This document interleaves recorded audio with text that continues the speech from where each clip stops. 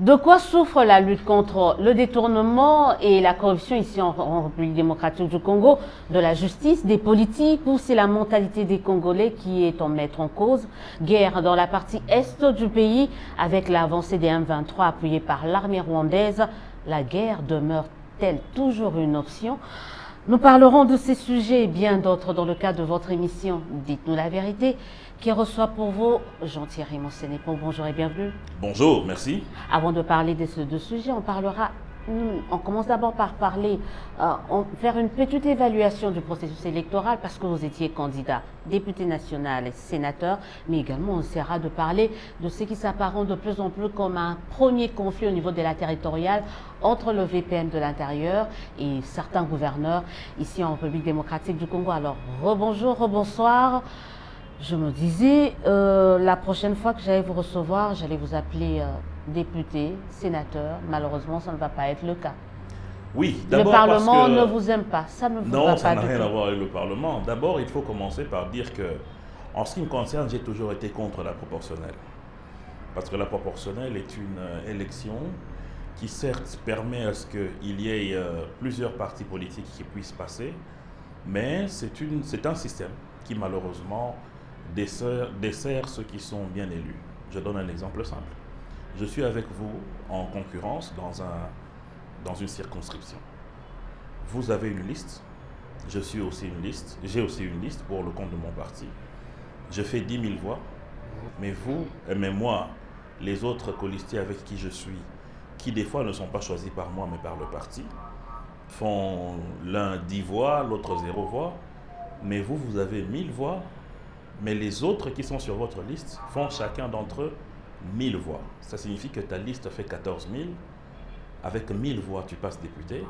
Mais moi, avec 10 000 voix, je ne passe pas. Mais vous saviez à quoi vous embarquez quand vous avez accepté de participer à bien ces sûr, jeux. bien Vous connaissez bien sûr. les codes, les normes, Et- donc vous êtes prêté au jeu. Donc. Bien sûr, mais on ne pouvait pas s'attendre à ce qu'il y aurait dans certains endroits des machines qui vont arriver à midi, à 14 heures. Les électeurs étaient fatigués, d'autres sont partis.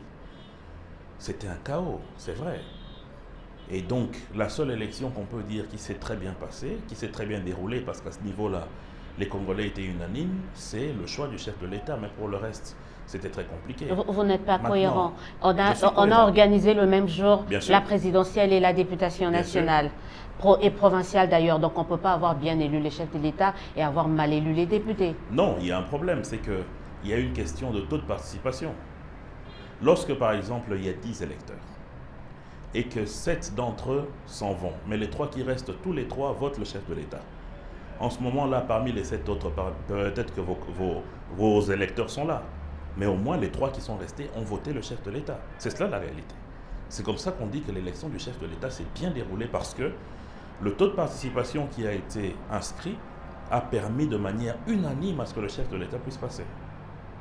Alors, en ce qui concerne les élections du Sénat, Ouais, c'est là où je veux Madame, dire, je parce que peux là vous vous avez dire- jeté l'éponge. je peux vous dire, mais carrément, mais attendez. Comment vous pouvez expliquer le fait que, d'abord, il y a un principe au niveau de l'Union sacrée, c'est que les candidats qui s'alignent doivent être ceux qui ont des partis politiques, qui ont une représentation au niveau des assemblées provinciales. Ce n'était pas le cas avec moi, mais il y a eu des indépendants qui étaient députés provinciaux et qui étaient prêts à nous porter leur voix.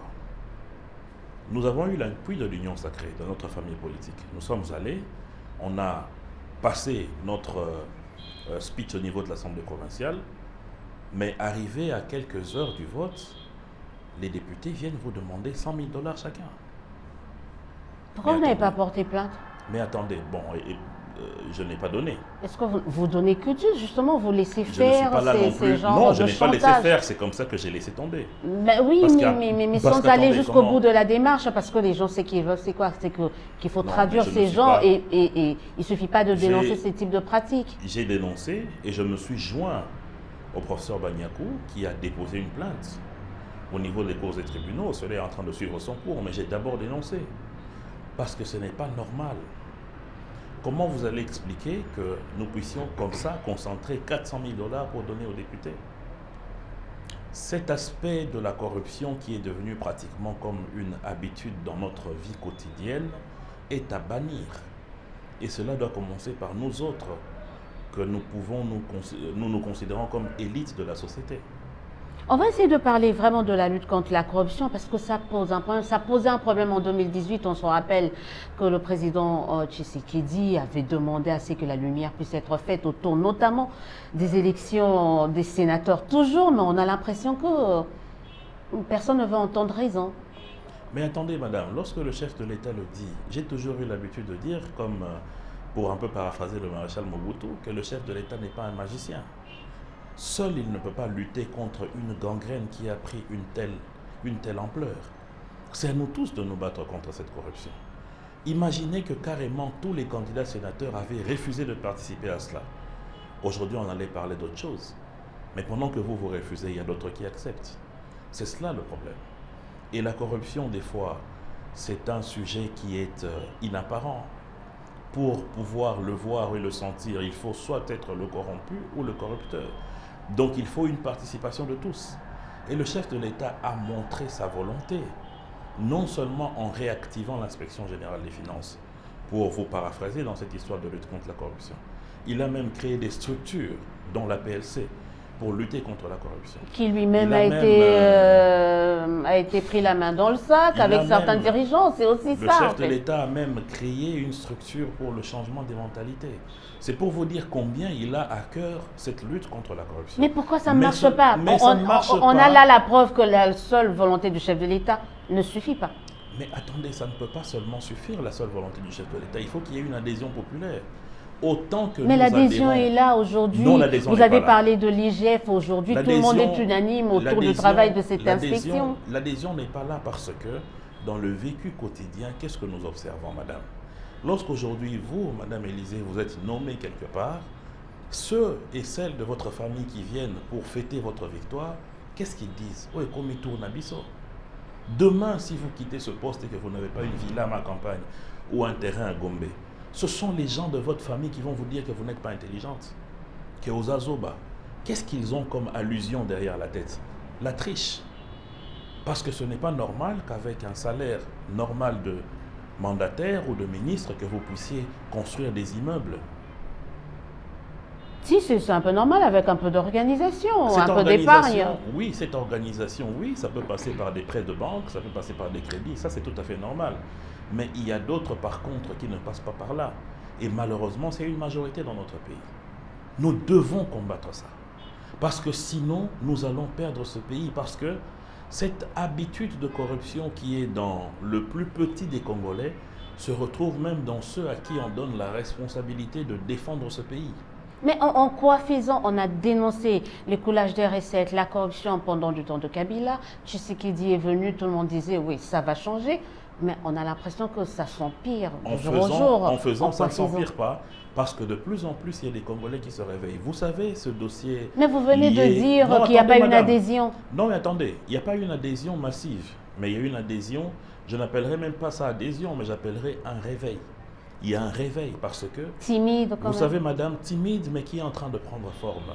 Vous savez, ce dossier de forage, de prix exagérés, ça a pris corps. Non seulement par les enquêtes de l'IGF, mais aussi par des dénonciations des ONG, de vous, journalistes, des personnalités. Et aujourd'hui, au Congo, on a compris qu'il y a une opinion qui n'est plus d'accord avec ce genre de pratique. Et que cette opinion est prête à se mettre devant les autorités pour dire non, pas ça. Et c'est cela déjà, cette éclosion.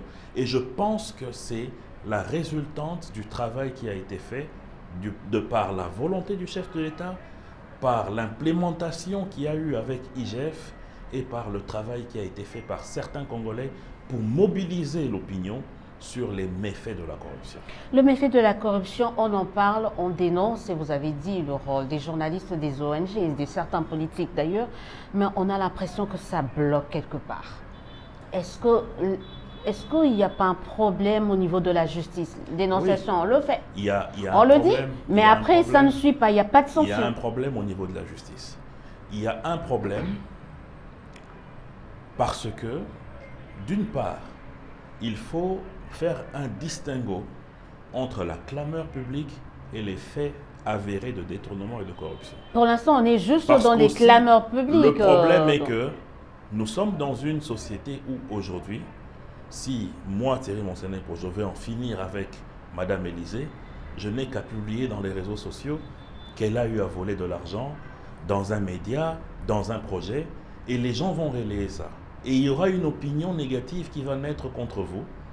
Et si la justice s'intéresse à ce cas, elle ne va rien trouver parce que vous n'êtes pas fautive. Mais c'est ce qu'est en train de faire l'IGF, Donc, diront certains. Il non. est plus dans la clameur Maintenant, publique pour le cas que de dans la IGF, c'est dénonciation différent. que dans... Pour vraiment. le cas de IGF, c'est différent. Moi, je suis mandataire. J'ai été avec IGF dans le contrôle concomitant. Je peux vous dire que IGF est factuel. C'est-à-dire qu'il y a les lois et les règlements de l'État en ce qui concerne les engagements et les dépenses publiques, et il y a les actes posés par les mandataires. Donc lorsque, par exemple, vous percevez un montant indu qui n'a rien à voir avec les textes qui régissent les dépenses publiques, vous êtes sanctionné. IGF n'est pas dans le tralala, dans des choses qui ne sont pas palpables.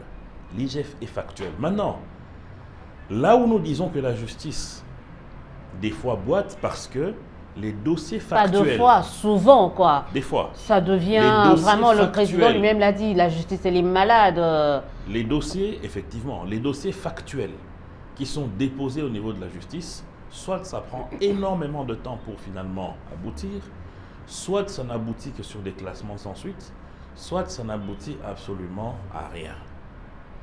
D'où pour moi l'intérêt que je porte au dynamisme actuel du ministre d'État, ministre de la Justice. Oui, qui a laissé partir quelqu'un qui est mis en cause dans un présumé... Mais vous oubliez qu'il n'a qu'un pouvoir positif par rapport au parquet et aux cours des tribunaux, mais il n'a pas de pouvoir d'injonction en ce qui concerne les décisions des juges. D'où le bien fondé de la loi Minakusakata de l'époque. Hein, ils avaient vu loin. Hein, il y a une séparation de non, pouvoir. mais ils avaient vu loin. Donc, quand même, avec c'est entre parenthèses, avec un peu de recul, on se dit, mais ils avaient vu loin. Ils avaient vu loin, effectivement. Ce pouvoir pouvait être émancipé pour permettre à ce que réellement la vision gouvernementale puisse être implémentée dans les actions de la justice. Mais cela aussi allait casser la liberté de la justice. Il ne faut pas oublier cela. Donc il y avait moyen de pouvoir atténuer les propositions qui étaient faites dans cette loi et rendre cela plus potable. Mais en ce qui concerne la lutte contre la corruption, je peux vous dire qu'aujourd'hui, il y a un espoir. Mais cela n'est pas suffisant parce que c'est endémique. C'est dans chacun de nous, Congolais. Nous devons casser cela. C'est dans l'imaginaire, dans nos mentalités. Dans l'inconscient collectif des Congolais, cela est implémenté. Nous devons réformater cela. Donc pour moi, déjà ce qui est fait aujourd'hui comme noyau au niveau des médias, au niveau de certaines ONG, doit être accentué. Et il faut nécessairement des campagnes et des campagnes qui permettent à ce qu'on puisse, de manière subliminale, insérer dans le mind des Congolais ce problème qui nous gangrène.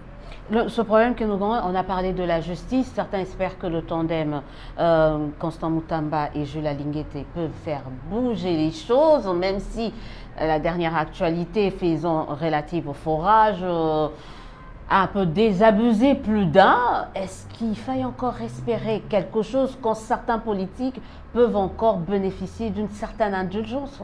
Je ne pense pas qu'il y ait indulgence. Je pense que la justice n'a pas devoir de pouvoir exécuter la sentence populaire. La justice a le devoir d'exécuter ce que les lois prévoient. Et pour le cas des forages et de ces lampadaires, il y a un ministre, un ancien ministre, qui est aujourd'hui en prison. Pour le cas de M. Nicolas Kazadi, il y a eu le procureur qui lui a permis d'aller se faire soigner. Moi, ça m'étonne que les gens sont en train de dire qu'il s'est éclipsé. Moi, je ne vois pas en quoi quelqu'un qui va se faire soigner s'est éclipsé. Qu'aurions-nous dit si pendant une instruction, notre frère Nicolas tombait et mourait? Ce n'est pas parce que quelqu'un est accusé qu'il est forcément il n'allait pas condamné. être le premier, diront certains. On a vu d'autres être incarcérés.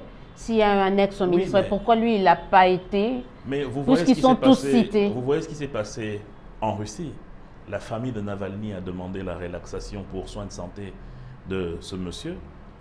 Le pouvoir judiciaire russe n'a pas trouvé cela opportun, il est mort en prison. À quoi ça sert à la justice un présumé qui est mort plutôt que qui serait vivant et pourrait servir pour témoigner à charge ou à décharge? Donc vous êtes de ceux qui pensent que tout prisonnier présumé coupable emprisonné et qui est malade ne doit pas rester en prison. Le premier réflexe de tout juge et de tout État, c'est d'abord le droit à la vie. Donc préserver la vie est d'abord le souci. Encore que dans le cas du ministre Nicolas, il est un renseignant important pour ce dossier. À quoi va-t-il servir si aujourd'hui il était décédé? Au moins, il peut servir demain, s'il revient en bonne santé, pour donner des éléments importants et pertinents qui pourraient faire avancer les enquêtes. Parmi les obstructions à la lutte contre la corruption, il y a bien entendu la justice qui boite, qui est malade. Certains parlent d'ailleurs d'une justice qui a déjà été enterrée. Ils extrapolent, on peut dire ça ainsi. Mais il y a les politiques eux-mêmes, ceux qui sont censés montrer l'exemple aussi. Est-ce qu'aujourd'hui, ils ne sont pas à la base de l'exacerbation, du détournement et qui ne constituent pas un frein à cette lutte? Au début, je vous ai dit que ceux qui sont les miroirs de la société doivent être l'exemple. Il ne faudrait pas que ceux qui aujourd'hui se disent être les leaders de la société congolaise soient ceux qui en premier sont plongés dans la corruption, dans les détournements et dans tout ce qui est anti-valeur. Cela n'est pas du tout acceptable. Et qui ensuite ils se retrouvent être récompensés. Ça se répercute dans le quotidien des Congolais de façon négative parce que les richesses ne sont pas assez distribuées, de façon pire que négative parce que les Congolais sont en train petit à petit de copier ces mauvaises habitudes. Donc il est très important à ce qu'aujourd'hui la probité morale soit parmi les éléments clés pour les choix de ceux qui demain ou aujourd'hui sont appelés à des postes de responsabilité. Comment on arrive à déceler? Parce que quand on nomme quelqu'un, on estime, on suppose, c'est-à-dire il passe à l'action une fois au pouvoir, c'est aussi ça. Mais il y a deux choses. Il faut nécessairement que, désormais, il y ait réellement des enquêtes qui démontrent votre probité morale, mais aussi le fait que vous soyez prêt à rendre le tablier lorsqu'il y a, ne fût-ce que des soupçons de corruption sur vous, des soupçons avérés. Pas de la clameur où quelqu'un se réveille un matin, il poste sur les réseaux sociaux que vous avez volé la chèvre de sa grand-mère. Mais je parle de ceux qui peuvent apporter des éléments probants, qui peuvent réellement compromettre à ce que vous puissiez continuer à exercer la fonction. Il faut apprendre à déposer et se disponibiliser pour la justice. Et ne pas prétendre être tout de suite malade après pour aller se faire soigner à l'étranger. Et encore que cette histoire de se faire aller soigner à l'étranger, pour quelqu'un qui a été... Pour cette histoire d'aller se faire soigner à l'étranger, pour des gens qui ont été ministres, c'est ridicule, il faut qu'on se le dise. C'est malsain. Oui, c'est pourquoi... Pour des gens qui ont été au poste de responsabilité, on ne peut pas accepter. C'est pourquoi le chef de l'État est en train de se battre pour que l'hôpital de référence de Kinshasa puisse être réellement un centre moderne pour permettre à ce que les Congolaises et les Congolais puissent avoir accès à des soins de santé beaucoup plus adéquats. En attendant, le citoyen lambda, lui, se fait soigner dans les centres hospitaliers du coin et quelqu'un qui est soupçonné de détournement, lui peut se permettre et qui, du reste, a eu occupé des postes de responsabilité. Non, madame, ce n'est pas cela. Peut aller, je veux dire, se taper des soins en Europe. Non, ce n'est pas question de se taper de soins de santé en Europe. C'est une question de savoir si votre cas demande à ce que vous puissiez voir des spécialistes en dehors du pays. Et si en ce moment-là, vos moyens vous les permettent, moi je ne vois pas le problème du moment que ça sauve la vie. Mais du moment, vous trouvez quand même que c'est ridicule que quelqu'un qui a eu à travailler pour ce pays puisse brandir l'aspect extérieur pour aller se soigner. Madame, pourquoi il n'a pas fait de son mieux pour équiper et avoir des spécialistes en interne? Madame, le plus ridicule, c'est que nous ayons eu dans ce pays des femmes qui meurent parce qu'ils donnent naissance. C'est même plus ridicule que de voir un ministre, un ex-ministre aller se faire soigner à l'étranger. Mais c'est grâce au chef de l'État aujourd'hui que ces femmes peuvent être sauvées parce qu'elles ont la possibilité d'aller dans des centres hospitaliers reconnus où elles peuvent avoir l'assistance nécessaire. C'est cela qui est le plus ridicule. Qu'un ex-ministre aille se faire soigner pour voir un spécialiste à l'étranger, si ses moyens le lui permettent pour que ça sauve sa vie, je ne vois pas le problème. Il n'y a pas de problème. Donc, on parlait de cette lutte contre la corruption, la justice, les politiques et le changement des mentalités des Congolais. Donc, on a essayé de parler de tout cela. On va entamer notre deuxième, en tout cas le deuxième sujet. Je l'ai très rapidement, avant qu'on ne parle de la situation sécuritaire dans la partie est du pays. Parler du gouvernement souminois. Comment jugez-vous les premiers pas de la première ministre de la RDC? D'abord, j'étais très satisfait du fait que le chef de l'État ait fait le choix sur Madame Souminois parce qu'à l'époque, j'ai eu à suivre une ou deux de ses interventions très pertinentes lorsqu'elle était encore au plan. Et je peux vous dire que pour moi, qui aussi comme le chef de l'État est thuriféraire de la masculinité positive, c'est une très bonne chose qu'on ait une dame de cette carrure au niveau de la primature. Ces premiers pas, j'étais le plus heureux de voir qu'elle s'est rendue dans la partie est de notre pays. Une formalité, quoi. Ce n'est pas une formalité. Ah oui, une formalité. Ce n'est pas une formalité, madame, parce que vous pouvez apprendre qu'un de vos cousins a eu une maison qui s'est écroulée. Mais lorsque vous vous rendez sur place, vous avez la possibilité d'abord de consoler ce cousin physiquement, mais aussi de voir de vos yeux l'ampleur du dégât et de savoir avec ce que vous avez comme avoir, comment vous pouvez l'aider immédiatement. Plutôt que si c'est un autre cousin qui venait vous rapporter, vous savez, cousin Jacques, sa maison est tombée. Je ne souhaite pas ça à votre cousin, bien sûr. Non, c'est un surtout exemple. pas à mon cousin. Hein. Donc, surtout pas à celui-là, je pense. c'est pour vous dire que il était important que la première ministre se rende dans la partie est, qu'elle puisse de ses yeux palper du doigt les réalités que nos compatriotes sont en train de vivre, qu'elle puisse les consoler, et ainsi demain, si son ministre de l'Intérieur, des Affaires humanitaires, des Affaires sociales ou de la Défense vient lui faire un rapport quelconque, elle aura déjà eu elle-même une connaissance parfaite du terrain. C'est cela que nous avons toujours souhaité. Pas de Premier ministre bureaucrate, mais des premiers ministres ou des premiers ministres qui ont une vue sur le terrain. Et j'apprends encore aujourd'hui, encore avec une grande joie, qu'elle va se rendre pour le lancement de la construction de la route Kananga. Kalambambo.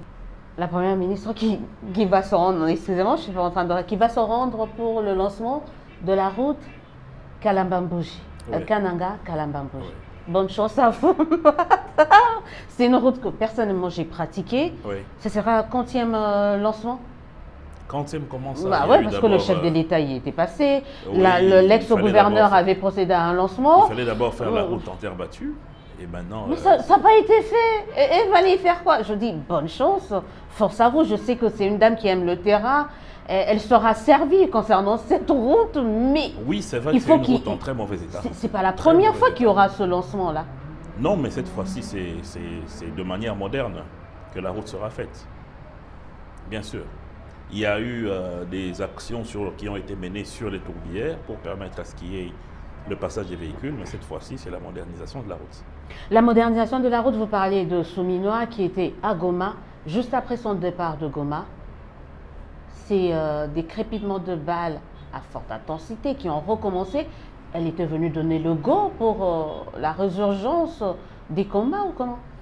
Non, je ne pense pas que Madame Judith soit allée là-bas pour donner un aussitôt parti, les combats n'avaient jamais sont cessé. Intensifiés. Les combats n'avaient jamais cessé. Intensifiés. C'est avec beaucoup de peine que nous avons appris la chute de Kanyabayonga par ces bandits du M23. En réalité, ce sont les Rwandais de l'armée rwandaise, des RDF. Vous savez, la situation qui se passe dans cette partie du pays est une situation très complexe. Complexe parce que, étant donné que cette guerre ou cette situation d'insécurité existe depuis 1996, il y a eu énormément de ramifications locales qui aujourd'hui rendent la situation très difficile à extirper. Donc d'une part, il y a un travail qui est porté par l'armée, mais malheureusement, il y a des cinquièmes colonnes qui ne se gênent pas de trahir la République. Il y a certains habitants, certains de nos compatriotes même, qui sont dans ces parties du pays, qui collaborent avec l'ennemi. Maintenant, c'est la faute aux habitants. Non, c'est la faute d'abord à l'agresseur. Ça, il ne faut pas se voiler la face. C'est la faute à Kagame. Parce qu'aujourd'hui, Kagame a besoin de cette guerre. Pourquoi il a besoin de cette guerre? D'abord pour continuer à enrichir son escarcelle politique, pas le pays, mais son escarcelle politique. Il a besoin de cette guerre parce que la guerre, ça permet une cohésion nationale. Chez lui, il peut ainsi faire semblant d'unir les populations autour de cette guerre. Troisièmement, la guerre permet de cacher l'aspect de non-développement du Rwanda, parce qu'aujourd'hui, les populations ne peuvent pas poser la question, parce qu'il y a eu une guerre de croisade qui est menée par le président. Quatrièmement, la guerre permet de pouvoir utiliser la force publique comme un petit dictateur. Ça vous permet de faire taire les médias, d'éliminer certains journalistes, d'interdire certains partis politiques, d'interdire certaines ONG. Voilà le bouquet qui aujourd'hui permet à Kagame d'exister. Donc, n'eût été cette guerre, il n'aurait pas eu tout cela. Sans compter le fait qu'aujourd'hui, il est en train d'utiliser cette guerre dans une diatribe négative en disant qu'il est en train de le faire et que tout le monde d'ailleurs devait le faire parce qu'il faille soutenir les Tutsis congolais. Ce qui est totalement faux parce que, d'une part, les Tutsis de notre pays ont eu à déclarer ouvertement qu'ils ne sont pas marginalisés ici.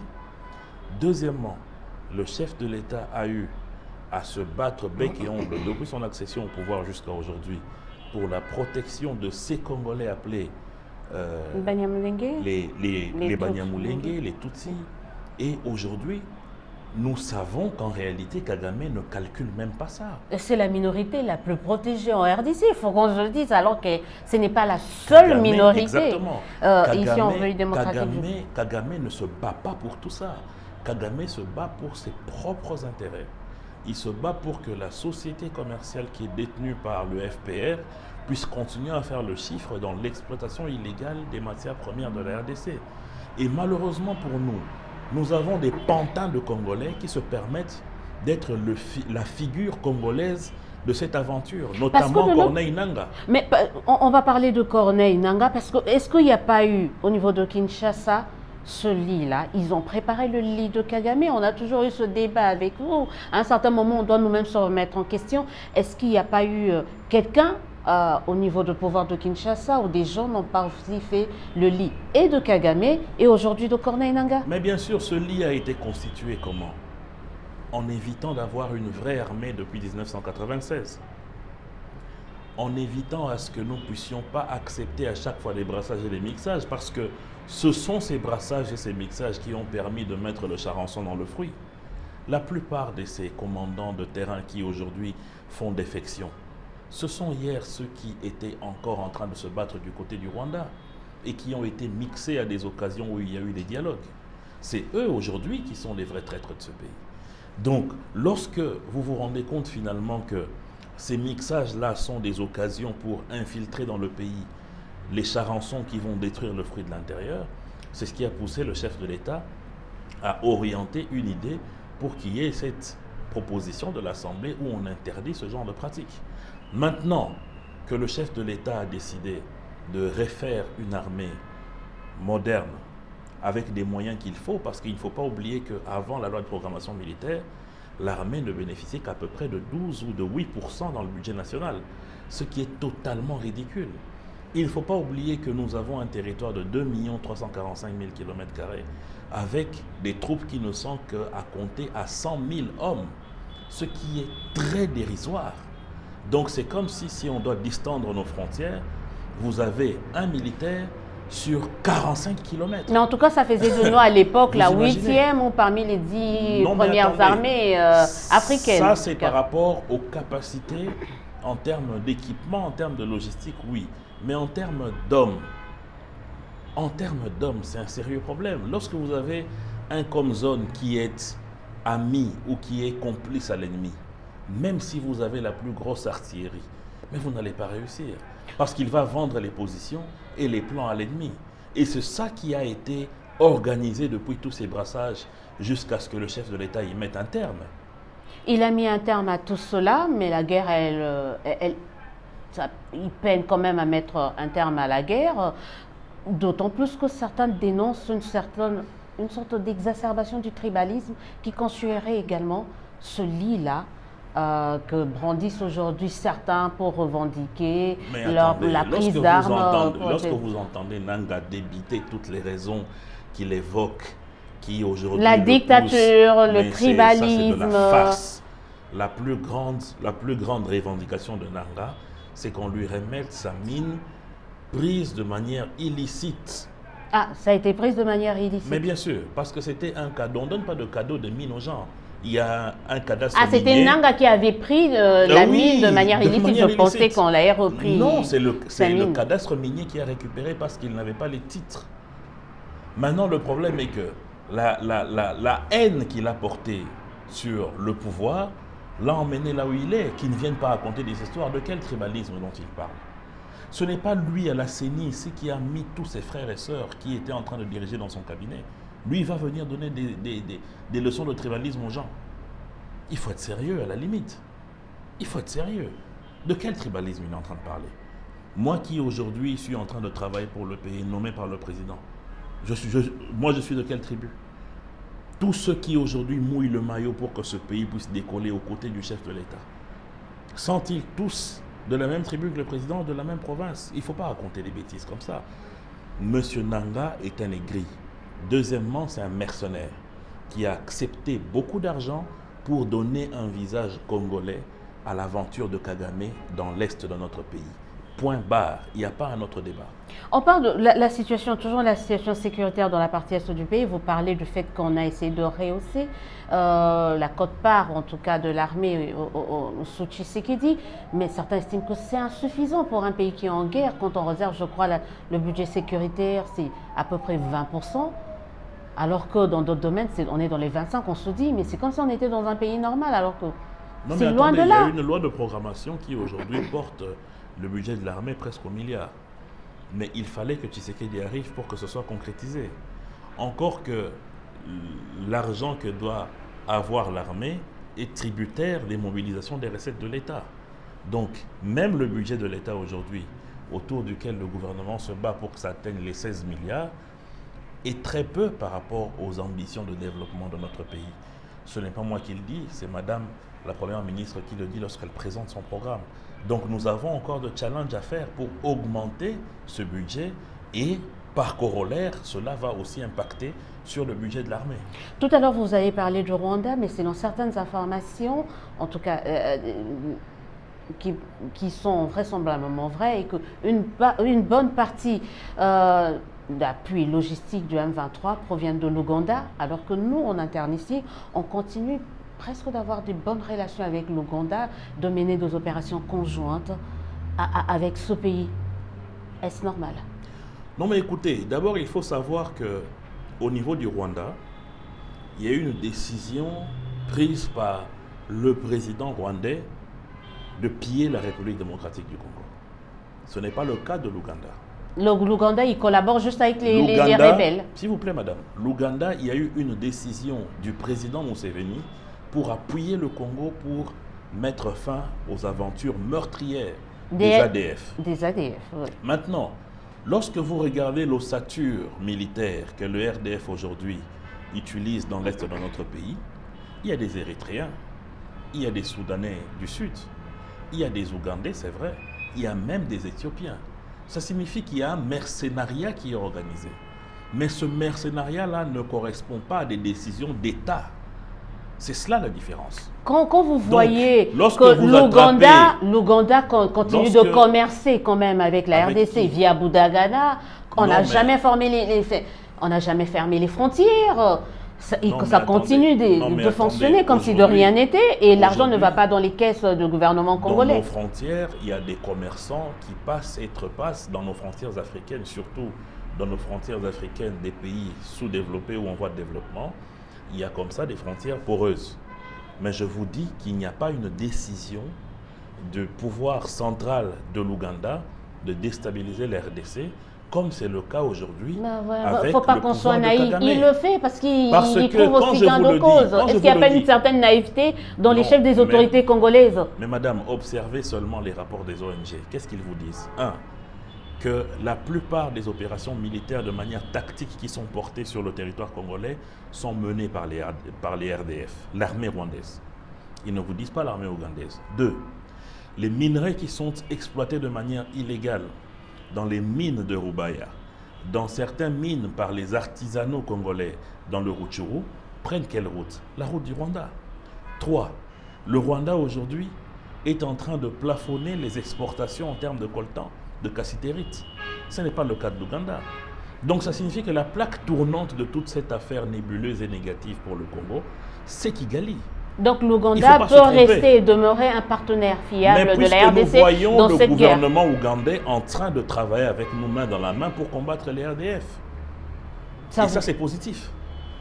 Même, je venais de vous dire tout à l'heure qu'il y a quand même des rapports qui affirment que la base logistique quand même des M23 et des FDR proviennent de l'Ouganda. Ça ne vous dérange pas? Et il y a aussi des rapports qui impliquent l'Ouganda. J'ai lu les rapports des Nations Unies, des experts des Nations Unies. J'ai lu les rapports des experts de la GIEC. J'ai lu le rapport de la Commission politique et sécurité de l'Union africaine. Ils sont unanimes. C'est Kagame. C'est Kagame et pas Museveni, selon Jean-Thierry Mossenepo. On parle de cette guerre presque 2 ans maintenant que Bunagana, on en parlait tout à l'heure, est occupé. Plusieurs autres territoires sont en train d'être conquis par le M23, par les Corneilles Nangaa et surtout par le Rwanda. On se dit, est-ce qu'on doit continuer, on doit persévérer dans l'option militaire? Écoutez, quand je dis nous, c'est-à-dire la RDC. Le chef de l'État a été clair sur cette question. La République démocratique du Congo est prête à parler avec qui que ce soit, mais à une condition. Nous ne le ferons pas avec un couteau sous la gorge. Il faut que les éléments de l'armée rwandaise quittent notre territoire. En ce moment-là, nous pouvons parler. Est-ce qu'il est en mesure de poser de conditions? Quand on est en train de vous prendre quelques parties de votre territoire, quand il y a dans certains partis, ils sont là depuis près de 2 ans. Est-ce qu'il est dans une bonne position de poser des conditions? Je vous informe qu'il y a une contre-offensive foudroyante qui est préparée. Malheureusement, ce sont des éléments sécuritaires, mais je peux vous dire que soyez tranquille sur cette question.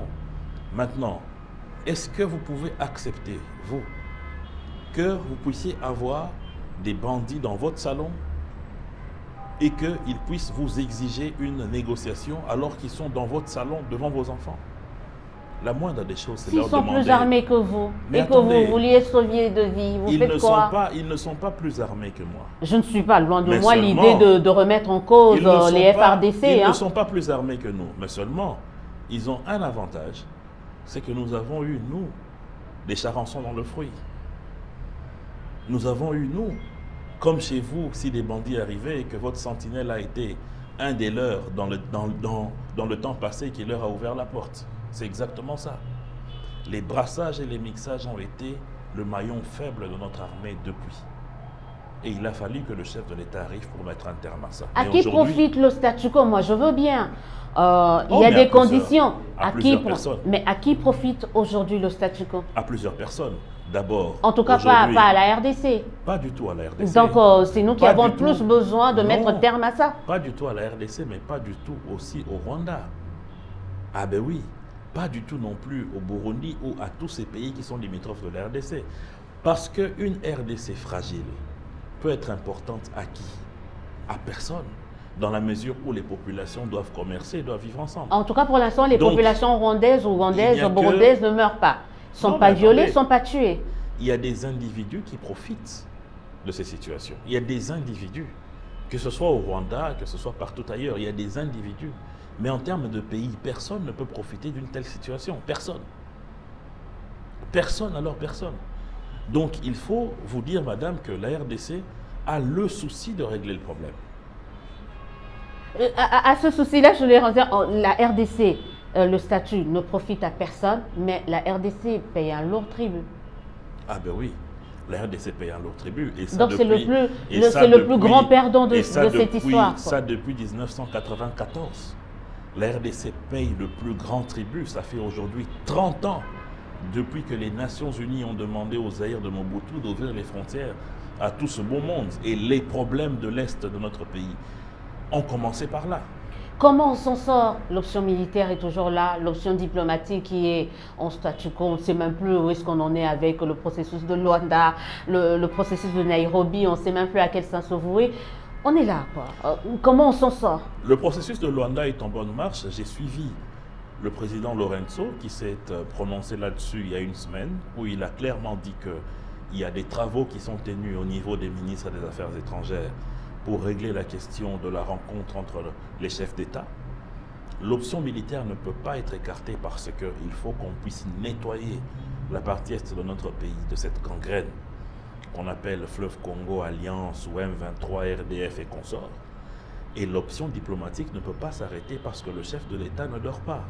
Chaque jour, il prend son avion, il appelle, il travaille pour que le monde entier puisse être du côté de la République démocratique du Congo. Et l'option médiatique ne va pas s'arrêter parce que ce qui se passe dans la partie est de la République depuis une trentaine d'années maintenant, c'est inacceptable. La notion médiatique, il y a, c'est vrai, des journalistes comme vous qui êtes dans la position de défendre la République démocratique du Congo, mais il y a d'autres qui sont réellement les charançons dans le fruit, qui se permettent de relayer les déclarations de M. Nanga, ah ben non, de relayer les déclarations de tous ces voyous qui travaillent pour Kagame.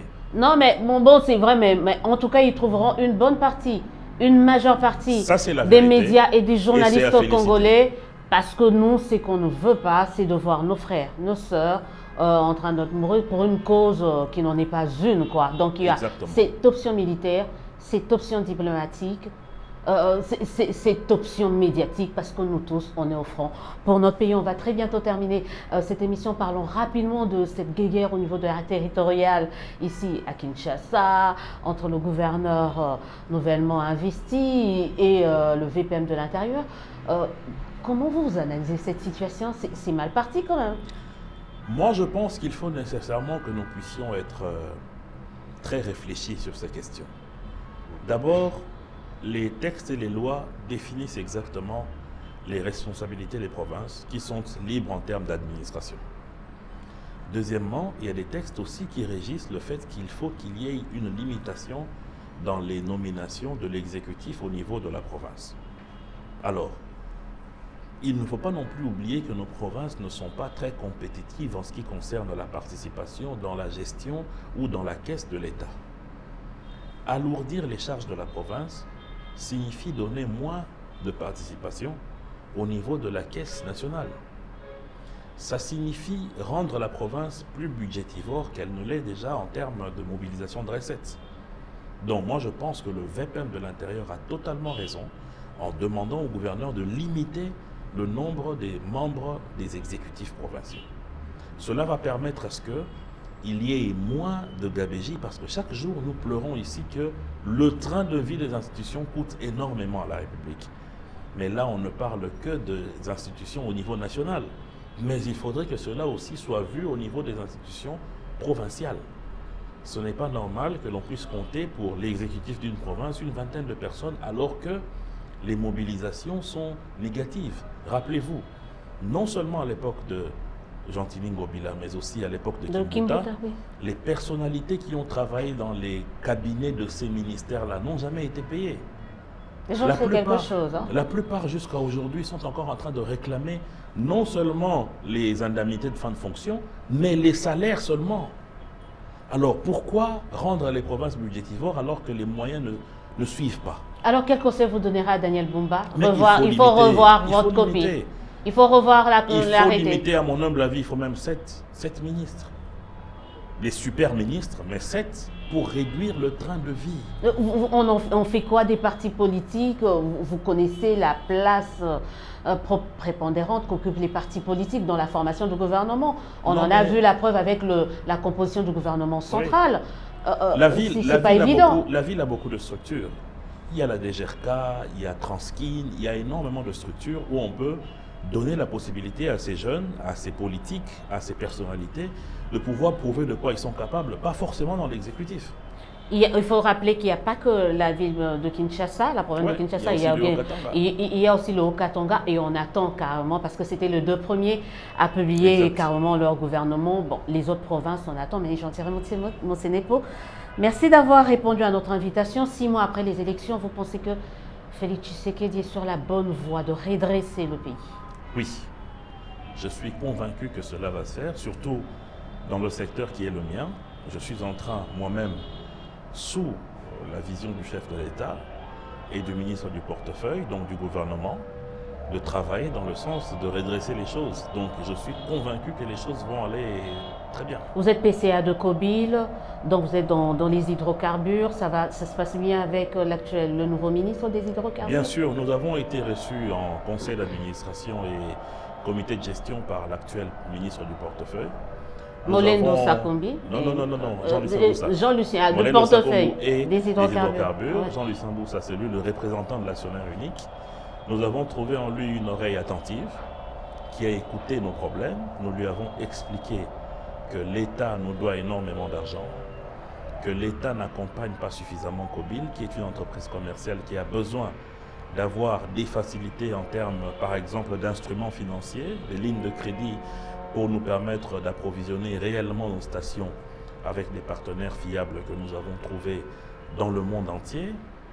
Nous avons aussi expliqué au ministre que Kobil fait partie des rares sociétés de l'État congolais qui participent au budget.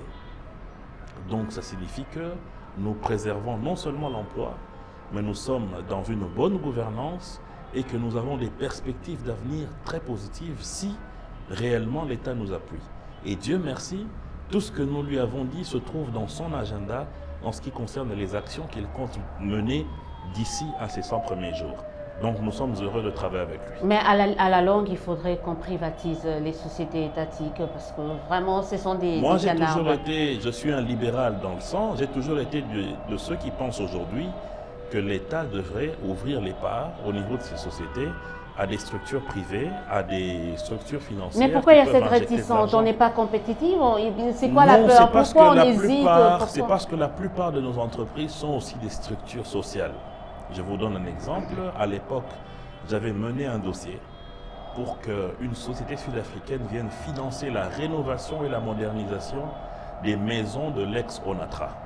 Parce que je peux vous dire que le parterre immobilier de l'Onatra ici à Kinshasa et dans l'arrière-pays est extraordinaire. Maintenant, et ici à Kinshasa, il y en a à Gombe, à Montfleury, partout. Il était question de les moderniser et ensuite de mettre ça en valeur et qu'il y ait une structure immobilière à côté de l'Onatra qui gère ce patrimoine en faisant louer ces villas et avoir plus d'argent pour l'Onatra et pour ce partenaire-là qui devait se faire rembourser. On a passé toutes les étapes, tout s'est bien passé. Une seule question seulement a bloqué la machine. Qu'est-ce qu'on va faire des fonctionnaires qui habitent ces maisons et ces immeubles? Donc, nos entreprises de l'État sont pour la plupart bloquées à ce niveau-là. À chaque fois, l'État se pose la question, si j'emmène un partenaire, la première des choses qu'il va décider, c'est l'assainissement. C'est de faire partir parce que les sociétés, en termes de budget, les salaires et les prises en charge sociales sont énormes. Ça pèse énormément. Quand on est entre nous, on peut se comprendre. Mais lorsqu'il y a un partenaire financier, capitaliste, carré, qui vient avec son argent, il ne va pas accepter ce genre de charges en termes de budget dans la société. Donc c'est aussi ça. Il faut des décisions courageuses. Courageuses, mais parce qui qu'à vont la faire très longue, très mal, mais courageuses. À un certain moment, il faudrait passer à l'action. Ouais. C'est vrai qu'il y aura Sinon, beaucoup de gens. Sinon, de moins en moins, nos entreprises ne seront plus compétitives et on sera écrasés. En tout cas, merci d'avoir répondu à notre invitation. Je crois que la prochaine fois, on ne parlera que des entreprises publiques ici en République démocratique du Congo. Comment on peut faire pour essayer, en tout cas, de les rendre beaucoup plus compétitives? Quelles sont les stratégies, les mécanismes à mettre en place? Parce que ça ne sert à rien d'avoir autant d'arriérés, avoir autant d'entreprises qui ne marchent pas bien, alors qu'il y a moyen de bien faire. Ce qui est vrai, c'est qu'avec l'accompagnement de IGF, il y a eu énormément d'améliorations. Et aujourd'hui, vous avez vu, il n'y a plus ces grèves virales qu'on avait. qu'on avait sur les rues pour les entreprises publiques. C'est grâce à l'accompagnement concomitant de l'Inspection générale des finances. Voilà, c'est par cette note d'espoir sur fond de l'IGF que tout le monde en sens, en commençant par le président de la République lui-même lors de son dernier message à la nation en marge de 64e commémoration de l'indépendance de la RDC, qui a rendu un vibrant hommage à l'IGF. C'est pas moi, c'est le chef de l'État. Donc c'est sur cette note positive que nous mettons un terme à cette émission. Je remercie notre invité, je vous remercie. Vous êtes de plus en plus nombreux à nous suivre, à nous écrire. On se dit au revoir, à très bientôt pour un nouveau numéro de votre émission. Dites-nous la vérité.